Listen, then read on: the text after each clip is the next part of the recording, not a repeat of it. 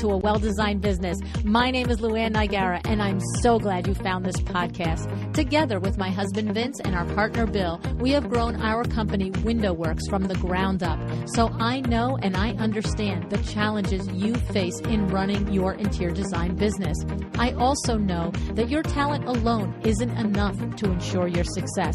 So on this podcast, we talk about strategies and practical steps to help you grow your business.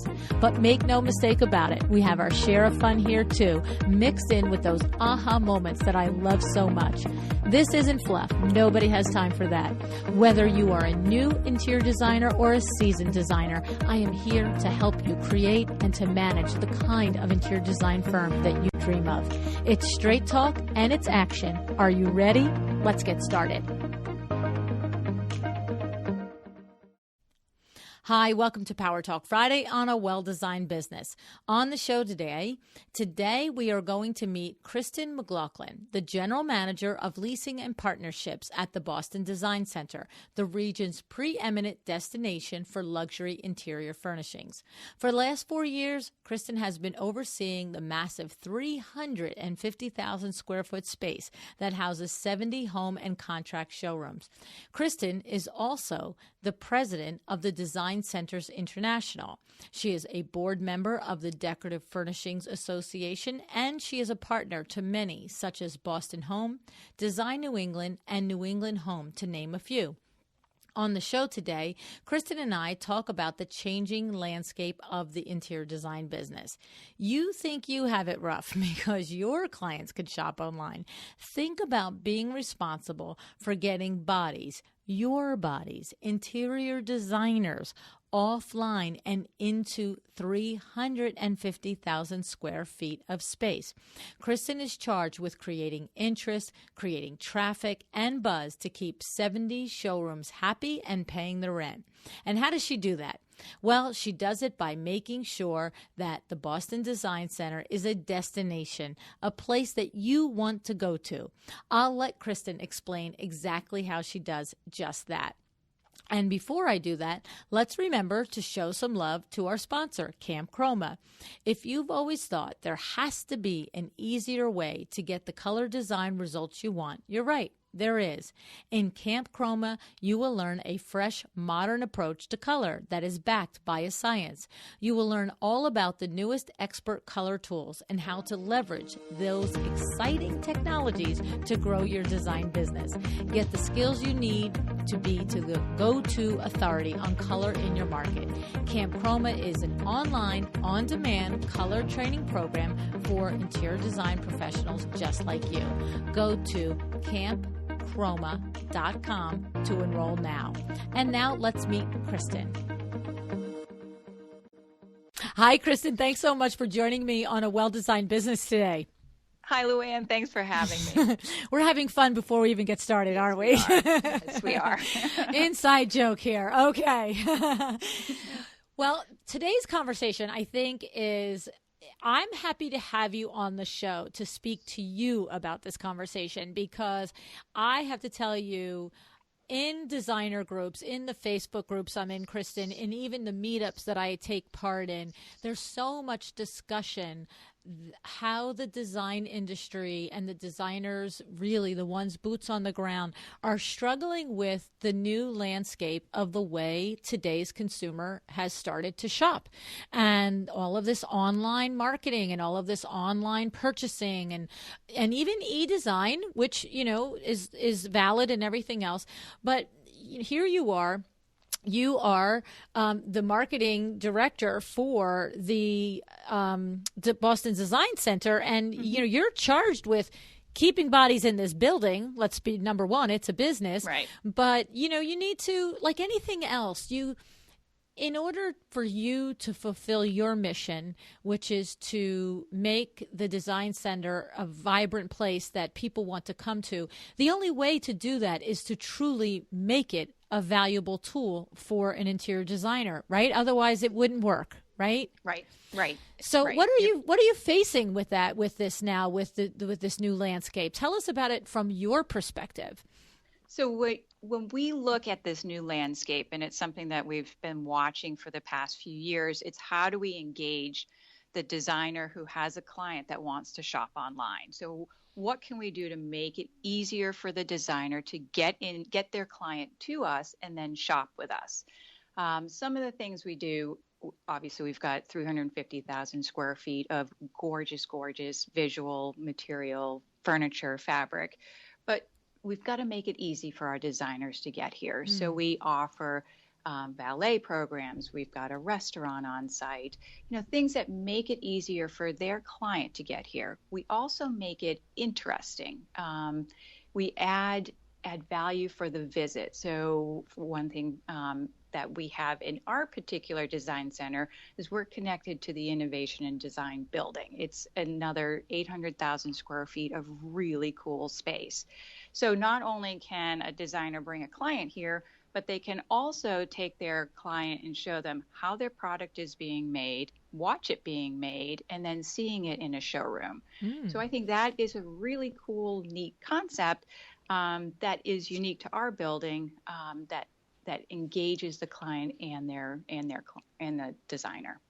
Okay, because basically, I've had discussions with people that have said, and I have to say, I think there's a lot of truth in it, that as the landscape of interior design, as the business side of interior design changes, as the consumer trends change and so forth, I feel like a statement that has been made has truth to it. You tell me what you think about it, that the luxury client is for the most part always going to look for these services and these showrooms and for their designer to be the one who selects and guides and ushers them through the design process, as opposed to, well, I can go online and do it all myself. And I don't even mean in a DIY way, as far as DIY level design. I mean in somebody with all the resources in the world is probably still always going to want the concierge level services of a designer, right? I agree, but there's also that new consumer they're working long hours. They are young entrepreneurs with, gaining a lot of momentum financially. They don't have the time. They do have time to shop online, but they're not getting the quality product. They're also not getting sometimes the exact item that they want. They may find the perfect sofa, but it's too big. So by encouraging them to shop with a designer, it frees up their time, prevents mistakes, and they go home with a quality piece, and that will encourage them to purchase even more. Okay, so I hear what you're saying. Look at it. Okay, so that's great. So what it is we've got that luxury level, crazy pants level, that they're always going to say, darling, please be my designer, right? They'll always exist, and we're happy they right, always exactly. exist. And for our colleagues who are that level designer, that's awesome. But what you're describing is that there is a way to attract that client that might not be at that level. So what you're saying is you're looking for a client that has some money, right, has some expendable income, but is probably very career heavy with their time, very career driven, and less time. And I like what you said. They might have the ability and some time while they're watching Scandal to, scroll online at furniture. But that's about where it stops. It's like maybe they're doing that online shopping in order to gather ideas, to have an informed conversation. But as soon as it's like, well, it's point and click and I don't want that color, that person with a little bit of flexible income there will then want to reach out to somebody that can customize it, even if they got the inspiration or the idea from all of these gabillion places online that people get ideas from, right?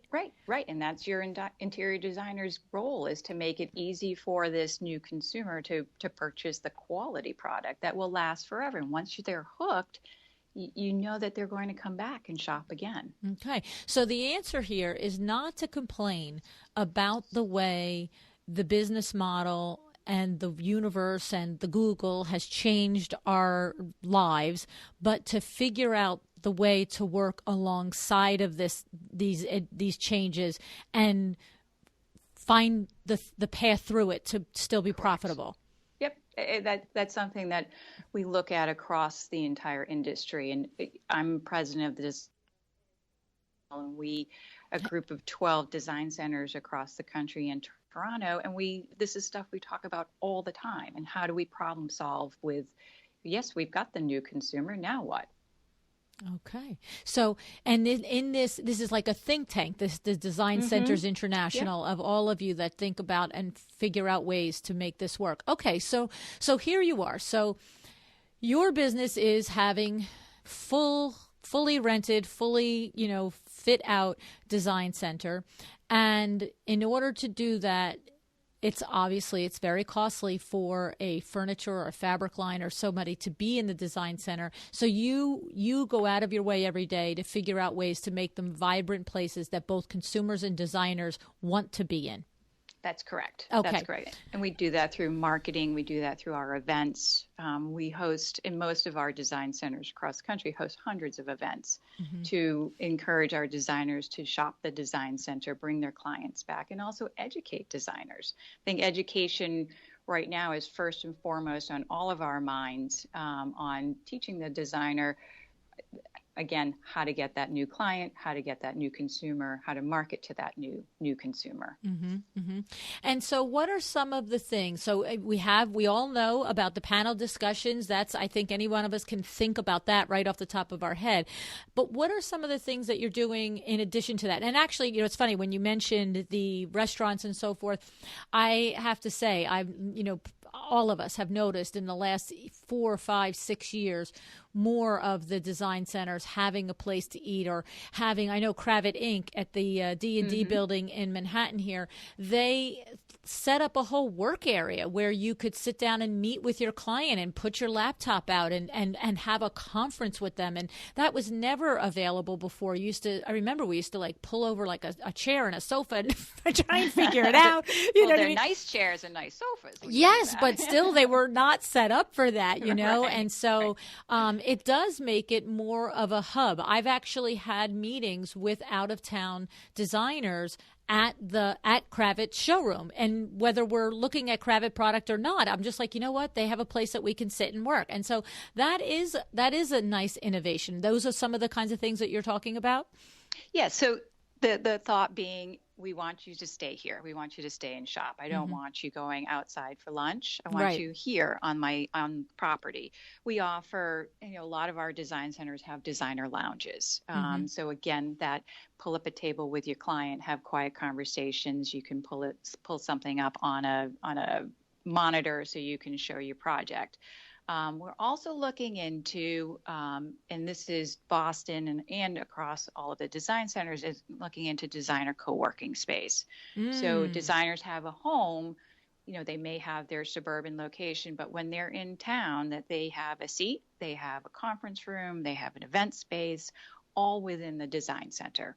So that's another concept that we are all looking at to bring to our respective centers. Well, you know who does that? Krista Cooper does that in the San Francisco Design Center. Do you know her? Do you know of her company? I do not know her, no. Cooper Communications, and Krista's been on the show a couple of times. Okay. Yes, and she has a very interesting business, but one of the things is like she has a membership model business. She has like 2 or 3 different arms of her business, but one of the arms is that her business is located, her offices is located in the San Francisco Design Center. And one of the things that she offers through to designers is a membership with her. And therefore it comes with the use of the conference rooms and everything that she set up. So you're talking about just taking on that level for you and offering. Exactly. That's a smart thing to do, I have to say. Yep. Yeah. So it's like a WeWork, but for designers in the design center, right? Exactly. So I think that's our next step in order to make it easier for our designers to be here with their clients. And you know what I like about that is I have interviewed, Kristan, over the last couple of years, so many interior designers that don't live or, have their office or studio near a design center. And so often it is something that a designer likes to do when they have an opportunity to go to Boston or go to New York or go to wherever. But maybe they are also needing a place to work while they're there for the day. So why, like you said, why send them out to go do that, right? Right. And we have metrics that we pull every once in a while. And we found that some of our designers travel about 180 miles to get here. So if they're traveling, I want to make sure that they're comfortable, they're well fed, and they have a place to hang their hat. It's the truth. I remember for years going to the D&D building and there never being anything available to eat other than at the newsstand on the first floor. Yeah. And it was like, okay, so I guess I'm having Snickers for lunch today. Yeah. Because there wasn't even balance bars then. Right. You know. And for me, I will work all day before I leave, go eat and come back. Once I leave, I'm done. It's like, that's it, it's over. Right. But isn't it nice to take your client after either a big pitch or, pitching on a white tablecloth restaurant, having a glass of wine and, completing the deal or grabbing, gourmet salad at a bakery. So providing those options helps, again, the experience that we're trying to create for the designer and the client. Mm-hmm. Okay. So now tell me a little bit about having the consumer in there without the designer. I mean, used to be back in the day, you couldn't go in unless you were with the designer. Then it was the showrooms that let the consumers in were, poo-pooed on. Where are we at with that model now? What is the thinking there, and explain it to us from your standpoint? So from my standpoint in Boston, we invite everybody into the design center, and we are a trade building. Trade only to sell to the designers, but we have designers that sit in our lobby Monday through Friday, 10 a.m. to 4 p.m. that can take a consumer coming in the door and take them and allow them to shop.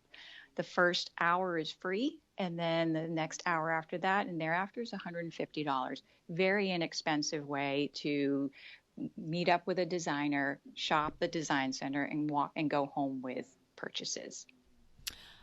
Okay, so I'm not sure I'm getting that. So the consumer walks in as a stranger. She does not have a preset meeting. When Correct. She gets there, she gets paired with. Now, can she bypass that and go through the whole center without supervision? Or she can, he or she can, but they cannot purchase. So it's the purchasing agent that the designer on call is doing. But we encourage anyone to come in to tour the design center. It's open to the public. It's just that purchasing part that needs the designer help.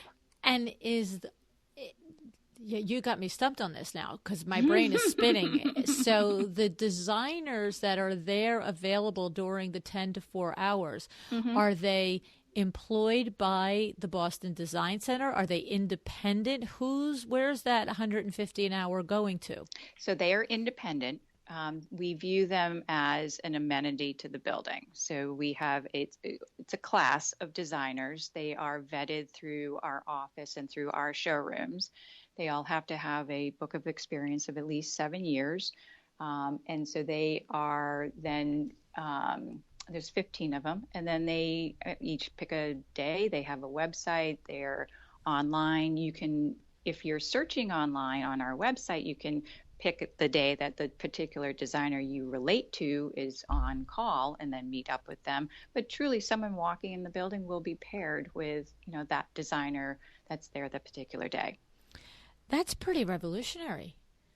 It works. It works. And I find we've facilitated a lot more sales than we would have without them. Right. Because the consumer is out there. They want to come in and see what this place is all about. We want to make it friendly and inviting. A sale is always positive. So what I like about it, I have to say, because I'm sure there is somebody listening going, that's ridiculous. They should turn them away and they should have to come in with the designer, right? Okay. But I'm just going to play devil's advocate on the designer that might be feeling a little stung by that. Because the reality is that we all know that consumers go walking into our trade buildings. We know that. We know that I know from the years that I was more active in the going to the building for items that I am now, that you knew the showrooms that were more loosey-goosey about asking for credentials before making purchases. And that used to really, frankly, piss me off. And I used to, once I identified them, I would not support them and I would not go in and look and go to their thing. But, they never went out of business because I didn't show up again. So you know what I'm saying? So, I could be all righteous, but it didn't change anything. And so the thing is that if you had said that they were on staff at the design center and they were on salary and the fee went into the Boston Design Center, I would have been like, ew, I don't like that. I have to say that. But the thing is, for any designer that would like to be part of that, of course they build a relationship. So now that client has the potential to be their client. Exactly. Yep. That is 100% correct. And again, even if this consumer just bought a pillow, one-off, right? That just starts them down that road of appreciating good design. Right. And there's two things in there. Number one is that, just to hammer back that other thing, is if you're bristling at it a little, the consumer is going to walk in anyway. The consumer who's inclined to is going to. And and what you're protecting at the Boston Design Center is every designer by saying, we have this service here. If you want to purchase, go back down your little, take yourself right back down to the first floor and get yourself a designer to purchase. Otherwise, look, don't touch, right? And so I like that. So we really are covering the base. And then the other thing that you said in there is so true as well, is even the consumer who says, oh my goodness, I know exactly what I want. I just want to go up on the third floor and get a lamp from XYZ showroom. By requiring that they do the process with a designer, it does give you as an industry, it gives us as an industry the opportunity to let that consumer understand that when you do it with a designer, it is better. Maybe the lamp that they were going to go, if the designer asked 3 or 4 questions, they might direct them to something else or ask to see something. Right? Exactly. Yep. I totally like agree. That. So here you are, president of the Design Centers International. Are all the other the design centers thinking of doing this, or are you guys the only one doing it now? We are, I believe, one of the only ones. We're all starting to look at the model in Boston and use it across the country. Mm-hmm. And so, what's interesting is the 7 years. That's a how is this your brainchild? How did you arrive at the criteria of the 7 years and the body of work? So the 7 years came from having experience. So I do think there's value in a very young, up and coming designer, because they tend to think outside the box. But then there's the value of having had the experience of making, everyone makes mistakes, you learn from mistakes, and then you grow. So we settled on 7 years of someone that's not so entrenched in the design world that they can spend some of their free time working at the design center as a designer on call. Okay, yeah, because it's a tough little matrix there. I agree with you. You don't want, because if you pair consumers with lesser experienced designers, we're not creating the experience of how valuable a designer is possibly. Not that every new designer could, right? So you need to that experience. And I like that you say you have a chance to have learned from some mistakes and some challenges that you faced along the years. And so then getting more into beyond 7, you probably don't have so many that are interested in it. If they're beyond business in 7, they're probably pretty established and sort of like, I don't need to do this. Exactly. Yep. But, there's people that it's just their personality to be, I'm thinking of, we all have a friend or somebody that has a job, but they volunteer on the museum on the weekends because they love it, right? So that could just be a personality that just loves to do that. Yep. I mean, the minimum requirement is 7 years. They can be more than 7 years. We've definitely had designers here that have been here for a long time, over 7 years. So there are definitely different age ranges, different, from 7 years up to 20 years. But the thought being keep it at 7, so we have the experience. And just as curiosity, the designer, if she or he says, okay, I'm going to do every Wednesday from 10 to 4. If there are no consumers that purchase their hours, they don't make any money that day. They know that this is like a marketing thing for their firm, and they're taking a shot. Correct. Right. Correct. Yeah. Yep. Okay. Okay. But you know what? They're building relationships with the design center, which is also valuable. And that's what we encourage them to do. If it is quiet, then walk around, find out what's new, who's got a new line, introduce yourself so that you know the next time a potential client walks in the door, you're ready to go. Well, and I'm trying to think of the discussion off the top of my head. It's not coming to me right now, but I know that there is value even for, I want to say it was Ashlina Copasta. She described that when she moved to New York from, I want to say Texas, my goodness, it's getting harder and harder to remember all these things. But when she moved here, one of the things that she did, and I thought it was great advice for any designer to do, is that when she did have free time, she did spend it in the design centers, and she did go around to the showrooms and introducing herself to the showroom managers and the showroom salespeople and just asking them about their products and stuff. And because what she said was, she learned something each time, no question. But then also, too, she became known to these people. And then when somebody did ask for a referral for an interior designer, she started to become top of mind. Exactly. And so that was good. And I know that to be true, too. I mean, we at Window Works, we have a lot of interior design clients here in the New York, New Jersey area.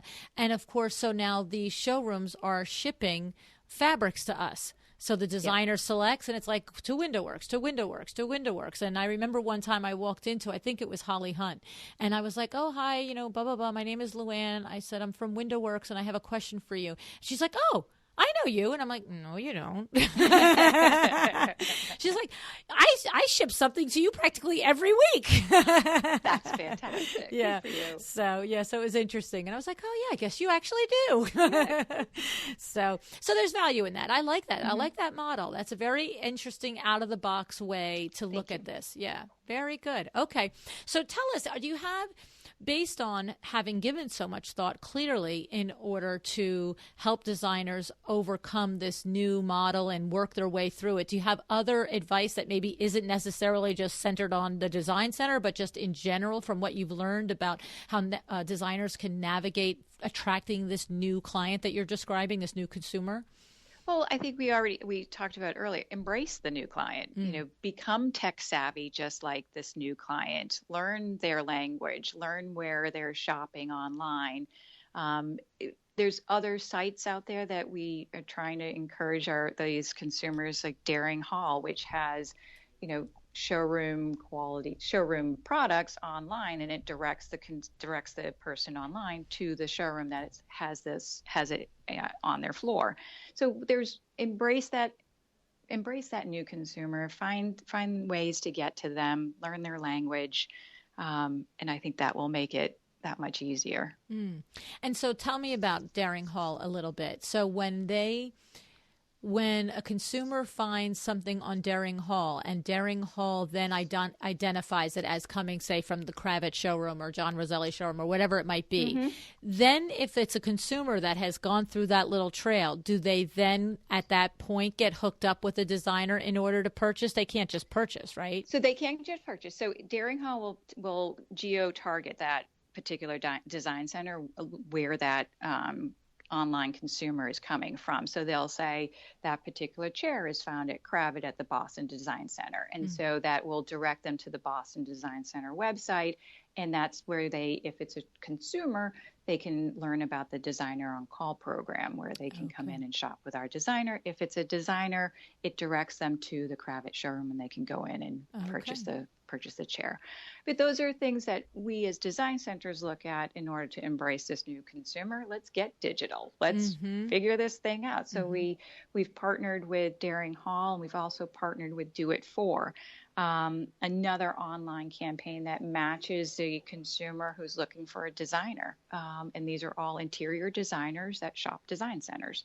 So we have to embrace this new consumer, or we're going to lose sales. Now, I remember hearing about Do It For last year. As a matter of fact, wasn't it sort of under the helm of Chad Stark, I want to say, right? Okay. So I remember hearing about it. I think what it was is I interviewed Jake Baer on Newell. who owns Newell, and he and Chad are friends. And he mentioned Chad 2 or 3 times in the conversation on the podcast. And then from there, I was like, well, of course I know who Stark Carpets is. Like, I don't live under a rock. Right. But, you tell me one thing on the show and then I go off the show and I start, down my rabbit hole researching the other things that you mentioned. And I remember I feel like about the time that the Do It For was just getting going. And he must be so busy and so crazy, because even between me and Jake both talking, and emailing him, it didn't happen. Can you tell us a little bit about what the Do It For is? So it did launch. So it is a brainchild of Chad Stark under the Decorative Furnishing Association's committee, their board. So Chad started Do It For the same reasons. Let's embrace the new consumer. And it is an online platform that you can search Do It For. It'll come up, and it takes you through a bunch of metrics. So say I'm looking for a kitchen, and I click on the kitchen icon, and then it says I like any of these types of finishes. You click on that, and this is where I live. This is my budget. Let me give you some, what is, I'll say, a $10,000 budget. What does that get you? Or a $50,000 budget. And then it links you, again, geo-targeting, to a bunch of designers that you can connect with. So and these designers are all supported. They all support the design centers. So each design center across the country, sent, emails to their top designers saying, hey, would you like to be part of this program? And resounding number wanted to be part of the program. So you've got good quality designers at different levels, different price points on this site available to the consumer. That's interesting too. And so are there requirements in order for a designer to be part of this, like the similar 7-year levels and different experience level? No, in general, Chad truly reached out to all the design centers and said, send me your top 20. Okay. Or send me your top 50. And, we as design centers reached out to all of our top designers and gave them all the information, and they all, I'd say 90% of the ones I reached out to in Boston all joined. And what's the criteria for top volume, top 20 volume, or top 20 name recognition, top 20, PR value? What are we talking about? For us, it was a little bit of everything. It was the quality, the name recognition, their marketing, and their relationship to the design center. Okay. And so this is a closed group then? So it was by invite only, and that's where it is? I think in the beginning it was invite only. I would have to check in with Chad and with Do It For to see if they were opening it up even further. But to start it was that grassroots reaching out to the design centers of send me your top 20. Interesting. Okay, all right. So I see, now that's the first thing I'm going to Google when I get off. I'll let Chad know. It's sounds like of course, and I'm grilling you about this, and it's not your baby, right? So, but it's like a search engine for designers that's run by the industry, and as opposed to who shall be nameless outside the industry. Correct. We don't need to go down that rabbit hole. No, it's a very nice conversation. Right. No, okay, I like it. All righty. I guess really, if we're just talking to, the dilemma, you are living it because you are trying to look for solutions, but it is the resounding thing that a lot of designers are struggling with. It's almost like an identity crisis of the industry. It's like, who are we? Where do we fit now? What's happening? And of course, there are tens of thousands of designers that are just swimming in their lane and doing their thing and not worried about it. But there are designers that are concerned about it. Yeah, this is a big disruptor, and it's one that we all need to take a good hard look at. And how do we work with this? How do we get over this speed bump, because it is something that is affecting all of us, design centers and designers. I do think this any speed bump makes us, stronger. We problem solve and we figure out, and then we look back and say, yeah, it was a struggle, but worth it in the very end. Mm-hmm. So I do think, finding ways to embrace the new, I call it the new normal, the new consumer, is where we're going to need to go. Well, you are experiencing just what the designers are experiencing. And the thing is, the answer is always exactly what you're doing. You have to create value. We talk about that on the show all the time. If a consumer has the choice between four different designers, you say there's 4 designers in your town, you have to create the value. Why would one consumer choose you over another designer? And when you do that, you don't really need to look left and right anymore. You don't need to be so worried about being compared and so forth. If you really figure out what it is that you bring to the table, and you're doing that on the other end. Okay, we're a design center. How do we create value for the designer? How do we make it so that they don't consider us irrelevant any longer, right? Right. And we do that in many different ways. We do it with our programming. We do it with, it's simple, the wow experience of, you drive up and you've got valet. You've got a concierge that knows them by name when they walk in with their client. We make it so that, our events have value to them. So I'm not bringing them to the design center to hear yet another boring presentation. It's got value. Right. It's either education, or it's one of the top publishers in the country coming, or one of the top architects teaching them something that, this is what he's looking for in his next designer. So value is important in any industry. We're creating ours through those metrics. I like it. When I sit here and I think about if I were in business and struggling and with the challenge of filling my pipeline, and with this new landscape of the shifting, the ground is shifting under, I have to say, even if I wasn't sure what my result would be, I can't see that it would be not time well spent. In other words, just, you know what, if nothing else, if I have no clients today, what is happening at the design center? Let me just go over there. Let me see what's on the roster of the different events to take part in. Let me, like you said, explore showrooms that I've never had the chance or opportunity to. Let me introduce myself to showroom managers, because there's no way that something somewhere doesn't come from that. Right. Education. If you have the downtime, educate yourself on what's new, what's next. The showrooms are so welcoming of designers. Come on in, they'll sit down, have coffee with them, and give them a tour of exactly what they're rolling out for the spring. That in itself is so valuable, so that when you are with your client, you can say firsthand knowledge of what's coming out of Kravet right now, and you can have a sneak peek.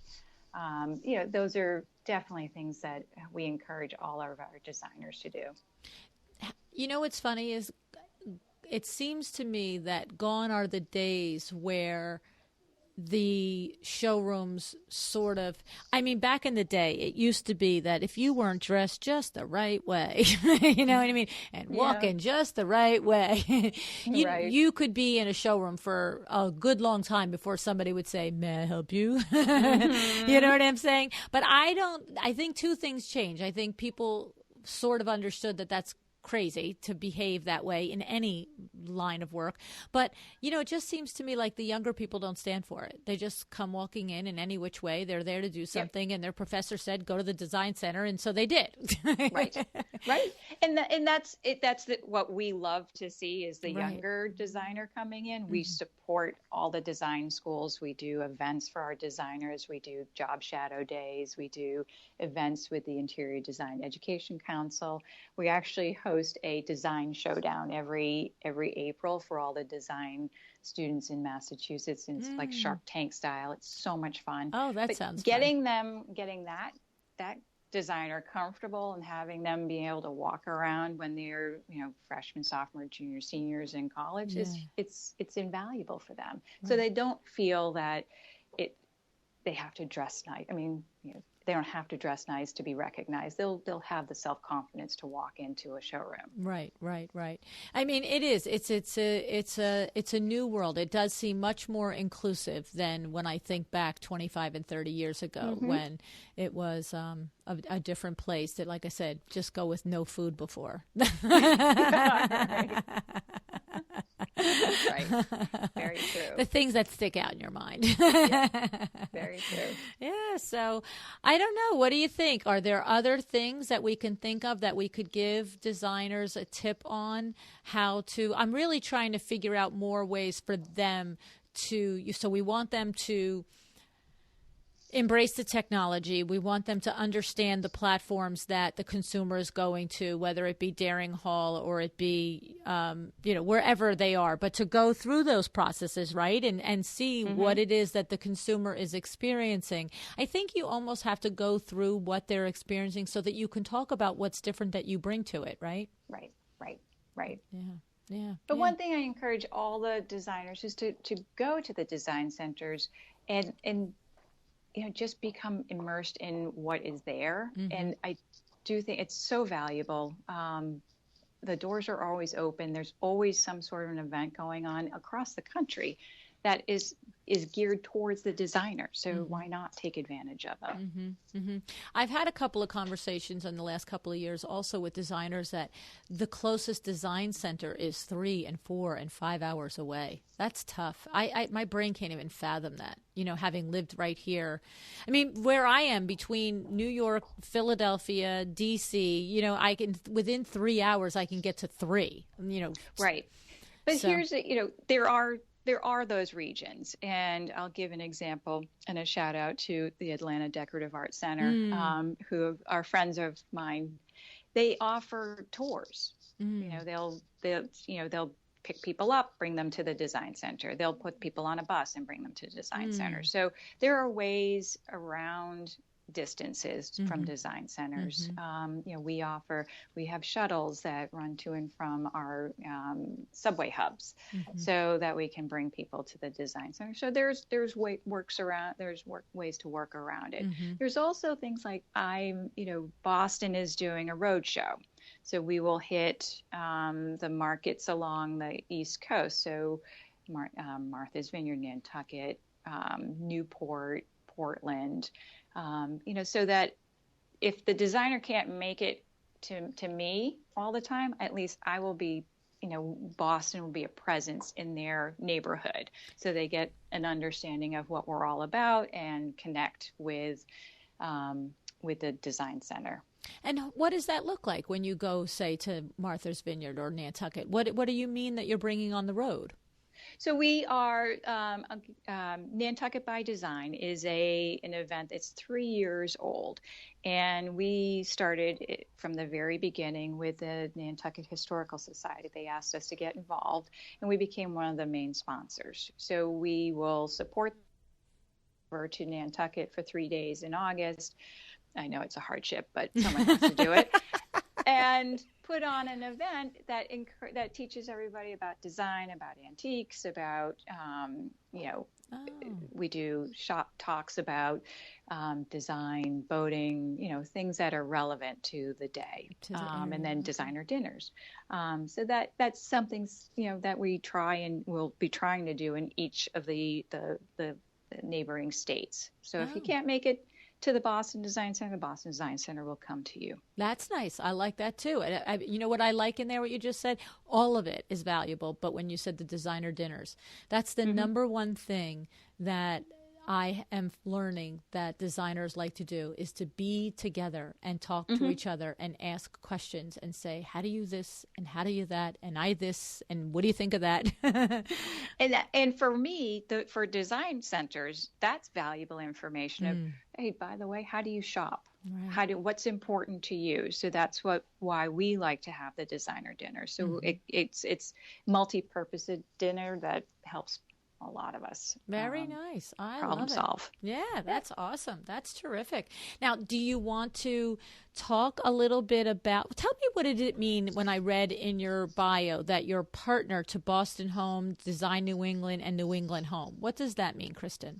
So we have, obviously, main magazine, the prominent magazines in Boston. So we support our magazines and they likewise support us. So it is it's a continual back and forth partnership. We obviously advertise with these groups, but they also do a lot of events with us. Some of them will go on the road shows with us so that we are constantly doing things together. They're primarily, some of them are trade publications, some of them are to the consumer. So we kind of, we just have, a nice networking team that embraces design. Okay. So I have a question that is a little down a crazy road, but sometimes we like to change careers. Sometimes we have this innate sense for design, or we have been or are an interior designer, and we find that we're really just over it. Maybe we don't feel like being an interior designer anymore, or we want to supplement or do something. I know that a designer is capable and would be skilled as a showroom personnel person, okay, to be in working at Kravet or whatever it is.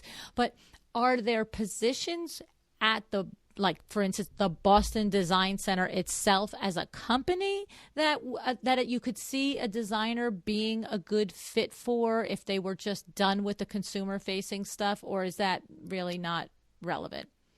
So there's a couple answers for that. So there are positions, right now they're filled, but there are positions within our company that, and I'll give you an example that will, let's go back. That does support someone that came from a design background and now having a change of heart. One of my colleagues worked in the showrooms. Her mother was an interior designer and she worked directly in a showroom. And then she went off, had kids, worked in an accounting office and realized that wasn't the right place for her. So she ended up back with me and working with leasing showrooms, and also working on the Designer on Call program and all of the events associated with the Design Center. So there are ways to be part of the design world, but not actually as a designer. There's also the schools, and I know in Boston, I don't know across the country, but they're always looking for mentors for their students, or become part of ASID mentors. I just think there's so many opportunities for someone in design that I think the skills transfer. I guess what I'm saying. Yes, because there's two different ways. Sometimes, like I said, I'm just being flip, but it's true. Sometimes you're just done. You're just done with picking every little blasted thing for, every blasted customer. Okay? But you're still a creative and you still like the field. So that's one turn in your career. But the other is sometimes when you said to be a mentor or to, work with the design schools and so forth like that, is sometimes it's just to remind you why you love the field. Maybe you're having a little lull, or you know what I'm saying? And so I like that. And I also can see that if I were somebody that truly loved the industry and the field, and maybe I found that I didn't have the chops to run my own business, but I'm not really the kind of person that could, work for another designer because whatever. I could see how being part of a team at a design center that is coordinating the design events and always interacting with the design panelists and then the designers coming in could be a nice, invigorating little way to keep your foot in the field, but not necessarily do the day-to-day of the design if that's not rocking your boat any longer. Right. Or the trade publications. So again, all of your trade magazines, they're always, they're photographing designers' work. They're doing the articles. Who better to write an article about, a design than a designer? I love it. Or a retired designer. Or a retired designer. Right. Exactly. Yeah, no, there's just always different seasons in your life and different things. And it could be, somebody that needs to be at home with their children, like, you know what I mean? Right. And then they could do that kind of thing. Okay. I love it. All right. Sounds good. So, I think we have to visit the Boston Design Center. I'm just saying, valet parking, tablecloth lunches. Love for you to visit the Boston Design Center, and to all your listeners, go out and find your local design center. They'd love to see you. Yes. Thank you so much for sharing a little bit of the backstory on how you guys are working so hard to make it a place for us to come and to really try and keep this industry moving along here. Thank you. Thank you.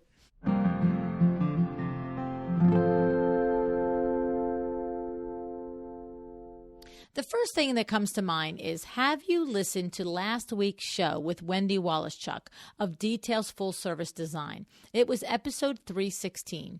Wendy talked quite candidly about how she only recently went to the Boston Design Center after years of being in the business. And it was at the urging of our mutual friend, Marie Moradian. She said, I just didn't understand why it mattered. And then she finally went, and she was convinced of the reasons why and the value to be gained by going to the Boston Design Center. The relationships, the new resources, and all of the interesting programs that they run to fulfill and enhance your education as an interior designer. So, have you been to your local design center?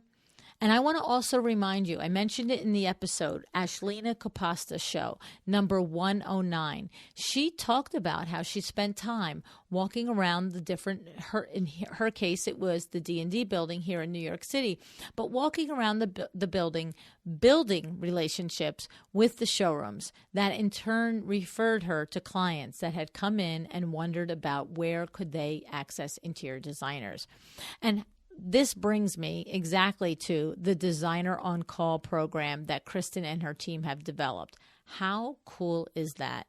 I mean, if your local design center doesn't offer this service, well, I'm just going to suggest that maybe you have them listen to this little baby podcast episode and tell them to get on it, right? I mean, think about what a great way for you as a designer, if you are not so busy yet, that you could donate a day or two, not even donate. I mean, by the way, you end up earning the money if you do it, right?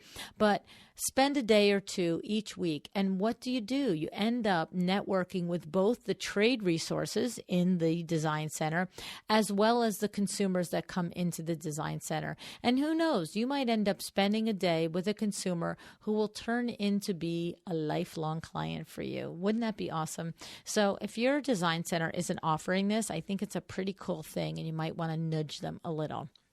Now, are you coming to New York City in May for the ICFF, the International Contemporary Furniture Fair? If you are, please plan to come to opening night at the A&D building. I will be at the Lefroy Brooks showroom May 22nd from 6 o'clock to 8 o'clock p.m. for a brief presentation and a book signing. We will be giving away 25 copies of my book that night, and we will have more books on hand for sale. And you can always get your copy ahead of time and bring it with you that night, and I would be more than happy to sign it for you. You can get the book at luannigara.com/book. And it's also easily found on Amazon. Just Google my name in Amazon and it'll come up. The book is called The Making of a Well-Designed Business, and it is truly basically a straightforward, no-nonsense roadmap to outlining a profitable business. Keep in mind, if you want to be up to date on where I am and what's going on in podcast land, just get on our email list by texting 444-999 and enter the word Design Biz, DESIGNBIZ. All right. Don't forget, you can get a special deal at My Doma Studio for your online project management software platform for your interior design business. Just head over to mydomastudio.com/a-well-designed-business. All right. That is it for today in our little podcast land. If you're not following me on Instagram, go there, Luann Nigara. That's pretty much where all the news starts from, in addition to the newsletter. And I just have to say, that's where we do all of the shenanigans connected to the podcast. That's it for today. Go forth, be productive, be profitable, and decide to be excellent. Thank you so much for joining me again today. This podcast is a production of WindowWorks, your resource for custom window treatments and awnings. To learn how we can help you on your next interior design project, go to www.windowworks-nj.com. And if you're interested in working with me on your business, either through masterminds or one-on-one coaching, or you want to know how to get my book, The Making of a Well-Designed Business, or you just want to know what's going on in the podcast land and where I'm going to be, all of that is found at luannigara.com. Thank you so much. Have an excellent day.